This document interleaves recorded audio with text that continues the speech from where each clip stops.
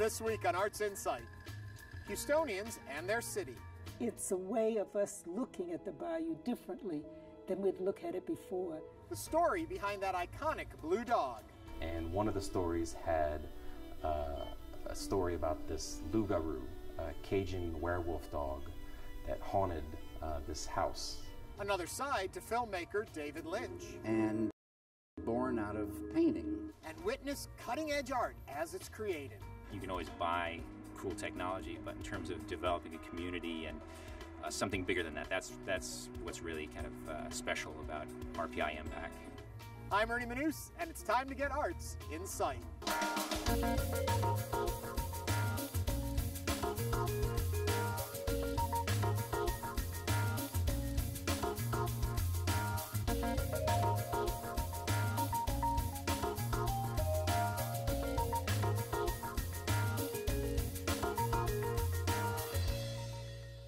Welcome to Arts InSight. Today, we're on a tour of some of our city's electrical utility boxes that have been reimagined into mini murals by local artists, just like this one right here. In a moment, we'll tell you more. But first, over at the Contemporary Art Museum Houston, their exhibit, Whispering Bayou, is an immersive multimedia installation consisting of video and sound, where Houstonians have shared their images, voices, and stories about the Bayou City.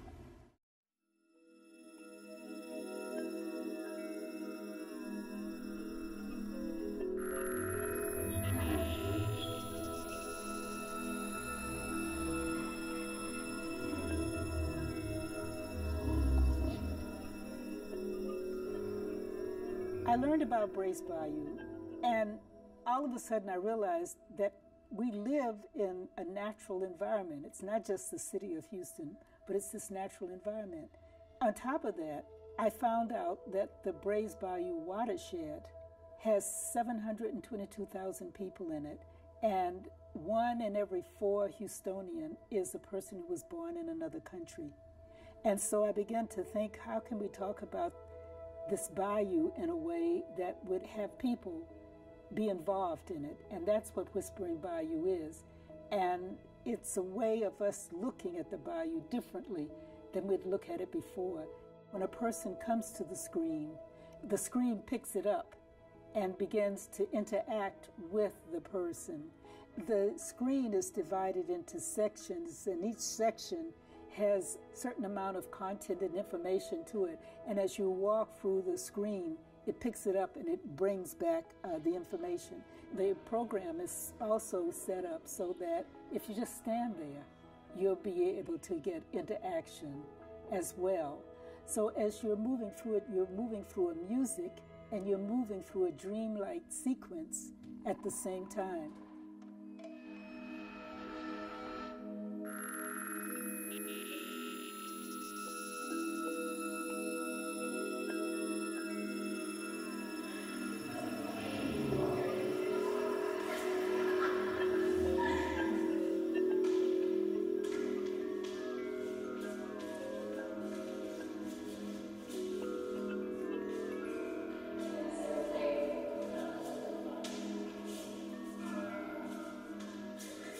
People experience it in totally different ways than I thought they were experiencing it. Like, I got a wonderful email from someone who says that it's like a dream for her. You know, she just moves through it and has this experience. And someone calls it poetry. There are others that take it and use it and add their images that they make while they're there. It's a multifaceted way of experiencing it. For myself, what I had hoped was that Houston would have an opportunity to experience what it means to be in this new city of international voices, what it means to be in a multicultural and multi-ethnic and multi-class society. And so we merge all those elements together so that you experience really what Houston is today and what the future of Houston is going to become.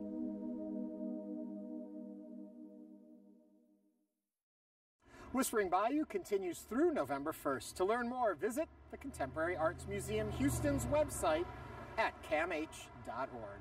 Now, many of you have started to notice that the traffic signal control cabinets in Houston's City Council District K have become canvases for mini murals. But that's just not by chance. It's the work of Up Art Studio, and this is just the beginning. Here to tell us more are Noah and Elia Keelis from Up Art Studio. Hello to both of you. Hello. Yeah, thanks for having us. They're fabulous. They're fun. They're whimsical. What was the idea behind these?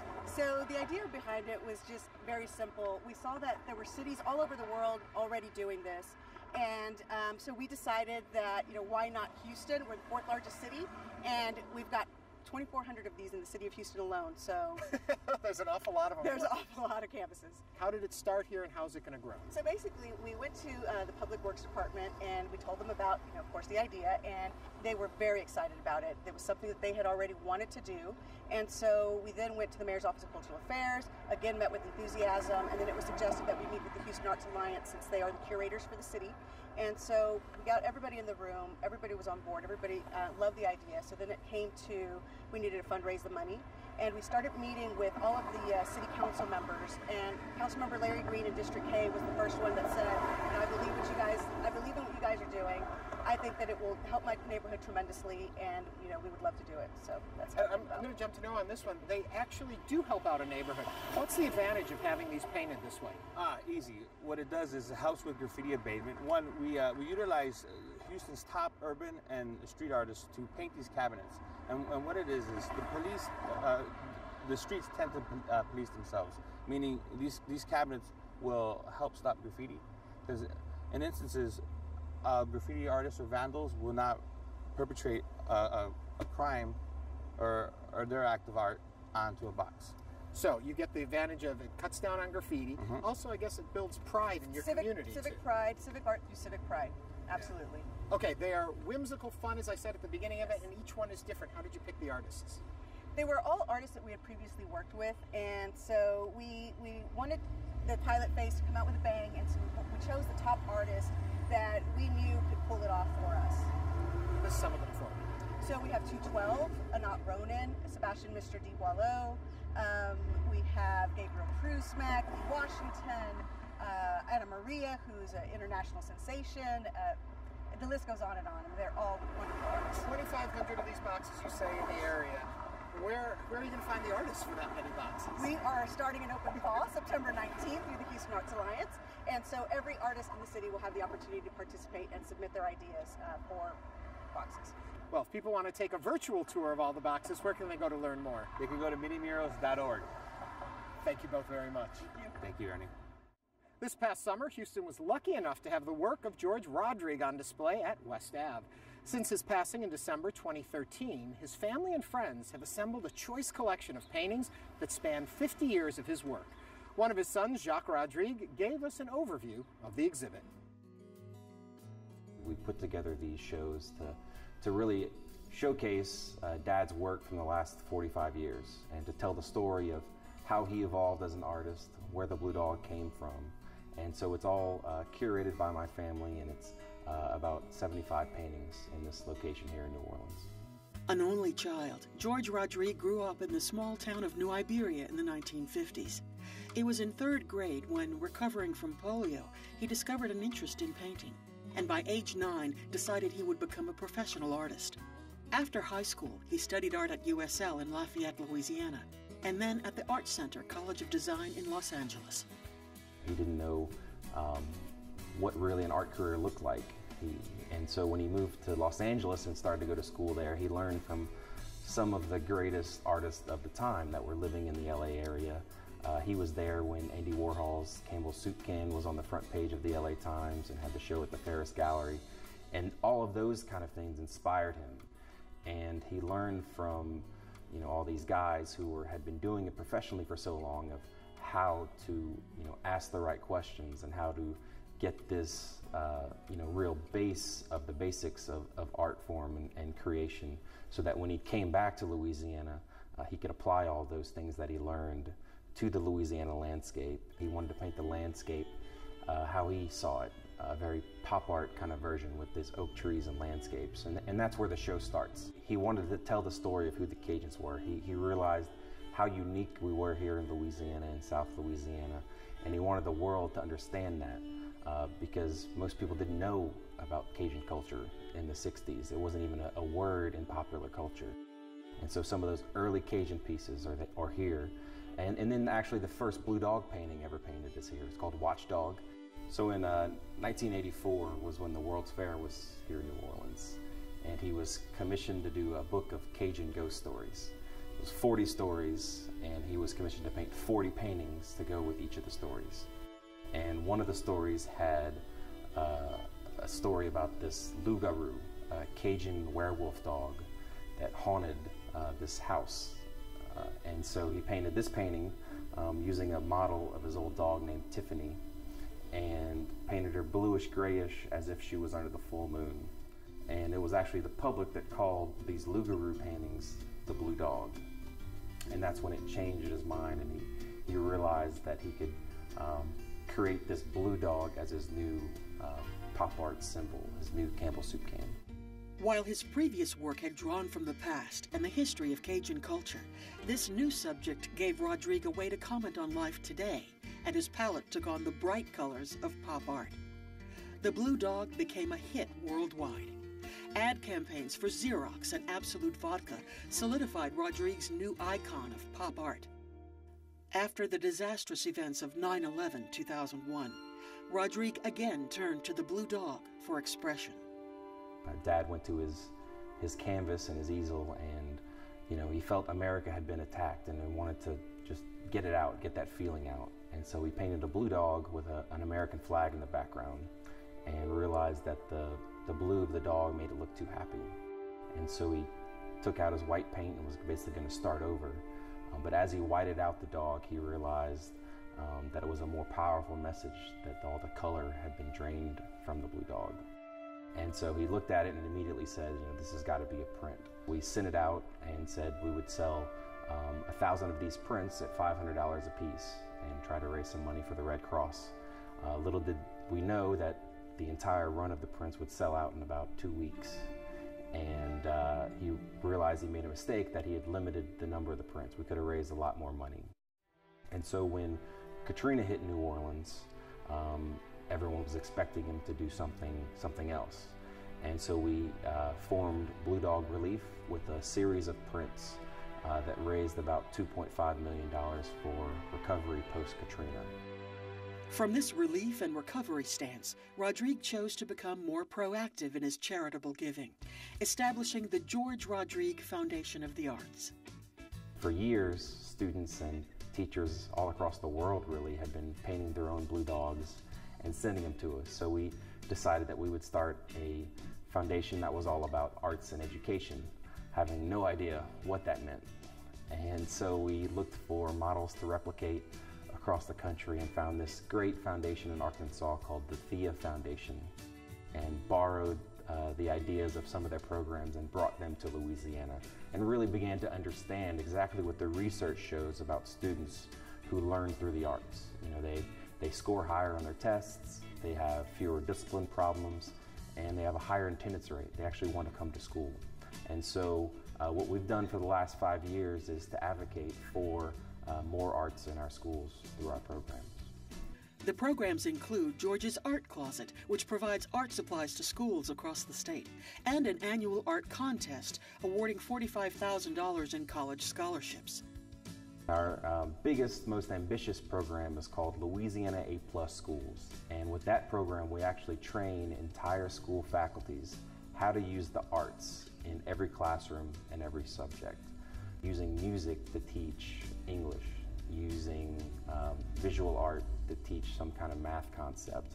And when you do that, it really unlocks the material, gets the students to engage with it, and that's why we could see those research results. While Rodrigue continued developing his artistic vision in his more recent work, his legacy is far from complete. The entire scope of George Rodrigue's influence in the world of art will include the impact his foundation has on a new generation of artists. For more information, visit georgerodrigue.com. Now, just as Rodrigue created his own world inhabited by that blue dog, critically acclaimed film director David Lynch is also known for bringing his visions to life, usually on the screen. Here now, though, we have an opportunity to sit down with Lynch and learn what first inspired him. the traces of Philadelphia in his work are, you can't unwind or pull anything apart without Philadelphia poking up. I haven't seen some of these paintings that are in the show since the 60s. When I went around looking at the show upstairs, I got ideas. So I think it's good to look back sometimes.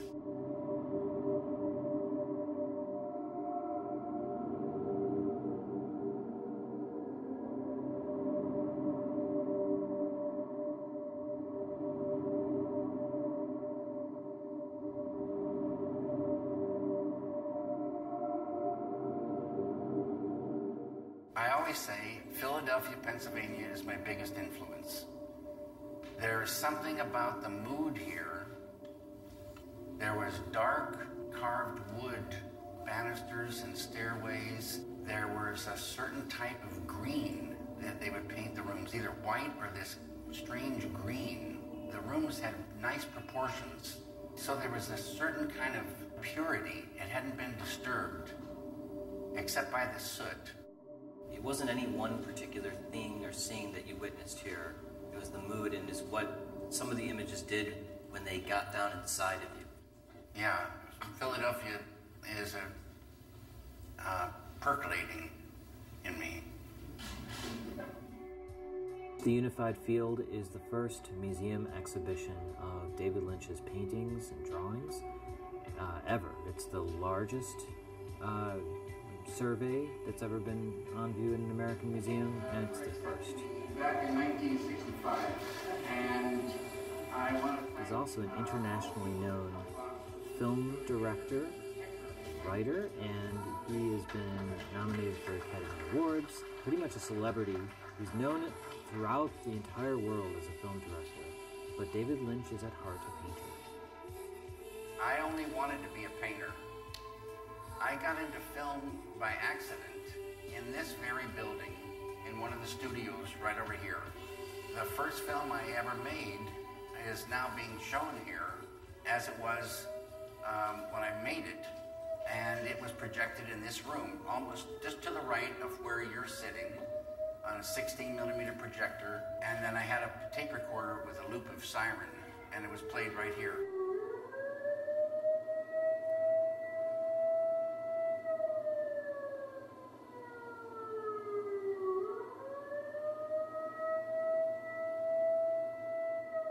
One of the things I'm most proud of about this exhibition is that we are presenting Six Men Getting Sick, which Lynch did in 1967 for the first time since 1967. Where David Lynch begins, to me, as somebody who's making work that is uniquely his own, is with Six Men Getting Sick. It's that piece that he made as his entry into the second annual experimental painting and sculpture competition that was held at PAFA. Lynch, who is an advanced painting student at PAFA, didn't produce a painting, but based on an experience he had in his studio one night, he was painting an image of green garden plants at night. It was a nocturnal scene. He paused, and then from the painting came a wind that he heard and he felt, and then he saw the plants start to move on the canvas, and he thought, oh, a moving painting. And he stresses that he wasn't on drugs. You know, this is the late 60s, and everybody wants to know, was David Lynch taking drugs? But all of his friends, and he sort of asserts that he was pretty much straight as an arrow. Not having had any film training whatsoever, there was no film program at PAFA, there wasn't even a photography curriculum at PAFA. He and his friend Bruce Samuelson, who teaches here now, has been teaching here since the early 70s, and was a classmate of Lynch's, talked about getting cameras together and starting some kind of film experiments. Well, Lynch went and bought a camera, a wind-up camera, and he started to basically do stop-motion animation of a painting he was making. Six Men Getting Sick isn't the moment where there's a crossroads and David Lynch picks film over painting or drawing. It is the first manifestation of what winds up being a total sensory immersion. When you look at what the result is, Six Men Getting Sick, it's a filmed animation that goes on for 60 seconds and it's looped aimed at a sculpted screen that's 6 by 8 feet. And the animation is basically a painting that he's making, that he gradually adds to, shoots 2 frames, adds to it, shoots 2 frames, and continues to do that. And so he's not making little sort of animated cells or approaching film in the way a filmmaker would. Lynch is approaching film the way he knows how to do any kind of studio work or come up with a solution. He is actually making a painting and filming it as it is transforming, through his gradual additive process. And I've been painting ever since. And but I get something from painting that I don't get from any other medium, for sure. If you don't know what it is, a sore can be very beautiful. A sore in the skin, an infection, a deep cut with pus, but if you took a picture of it, a close-up, and you didn't know exactly what it was, it could be a great beauty of organic phenomenon. But he's constantly trying to think of new ways of realizing that idea. And it's a vision of total sensory immersion rather than I am choosing film over painting. It's all together. I only wanted to be a painter. Painting led to wanting to do a moving painting with sound.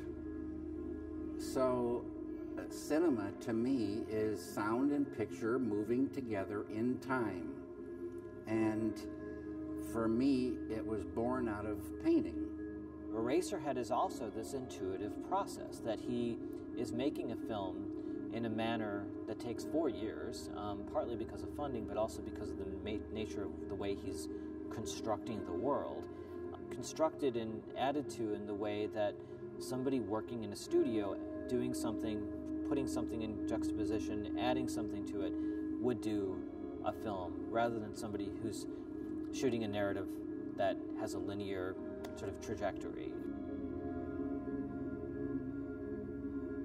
He wants to constantly remind people that it's a muse. Philadelphia has been his muse, basically. David Lynch, The Unified Field, is on display in Philadelphia through early January. To learn more, visit pepfa.org. And finally tonight, we drop by Troy, New York, where MPAC, short for Experimental Media and Performing Arts Center, is having a real impact on the arts. Home to cutting-edge artists and performances, this creative hub is a true wonder to behold. Quite a few people who visit MPAC ask, why is MPAC here in Troy at Rensselaer? And I usually say, well, it just landed from Mars. This was a good landing place, and we are still waiting for the little green men coming out of the concert hall. For the Experimental Media and Performing Arts Center, that automatically indicates work that is experimental. Also, often the work that we show is time-based. We do a lot of development work in new technology, networking and computers and programming and the kind of latest and greatest tools. So we are spanning scientific research and artistic production at MPAC, and both are developed through residencies. The particularity of MPAC is that for visual artists especially, who normally have the constraints of a white cube gallery space, is here the limits are taken away from them. I've been really exploring the idea of sound spatially, sound as a sort of experience on the body, and this has been manifesting in performance work, installation work. Our residencies are a little different in that they support potentially a new work from the beginning to the end.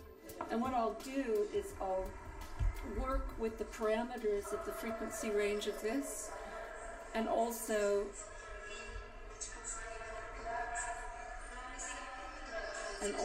with the low end, and kind of see what kind of interference it's going to have. There's a point of where I drop the knowledge and science and just go into kind of the creative observation. I've been given so much time and space and tools to really delve deeply into concepts, and then when it's time to realize them, I have this incredible team In addition to working with artists, we also work with the campus community at large. And tonight we have a group of students that we work with throughout the year to, investigate new technologies. In the spring of each year, and we put on more an informal event, a dance party type of thing, where students get to try out all the technologies. Right now we are in the control room for Studio 1. We have two studios, Studio 1 and Studio 2. They're sort of the fraternal twins. One's the white box, one's the black box studio. We also have a theater, a concert hall. All these spaces support using the full volume of the space to the same degree and have the same level of technological infrastructure.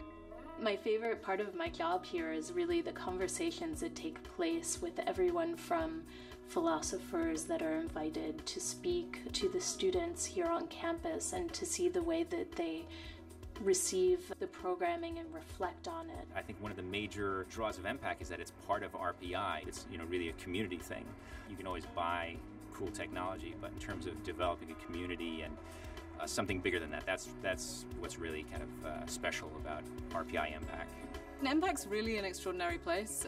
There's nowhere quite like it. This place really gives artists the opportunity to have time and support and to develop incredibly ambitious work so they wouldn't necessarily have the resources or access to elsewhere. Art is an indication actually of the state of society, how they accept that which is different, that which is challenging, that where you have to think, where you have to open up your heart and your soul.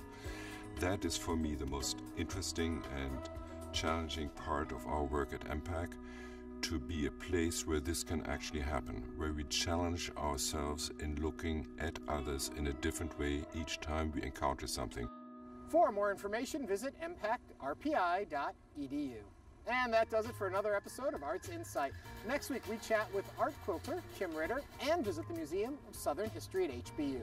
But until then, for all of us here at Houston Public Media and my little friend here, I'm Ernie Manous. Thanks for watching, and have a great week.